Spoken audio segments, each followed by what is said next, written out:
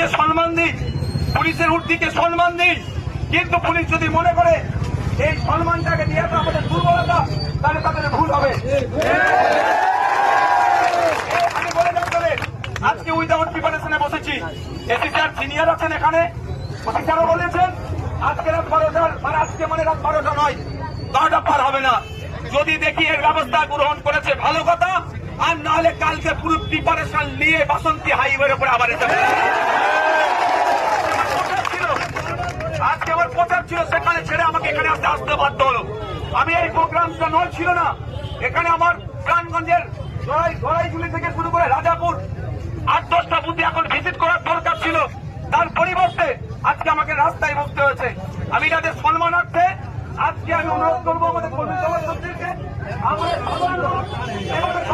এসে আমাদের পাশে দাঁড়িয়েছেন, আমরা পুলিশকে সম্মান জানিয়ে আজকের এখান থেকে আমরা অবরোধটা তুললাম রাত্রি 12টা পর্যন্ত। আজকে অব্দি টাইম নিয়েছে, আমরা দেখবো যদি ওই কালপিট গুলো, তার মধ্যে একটা অন্যতম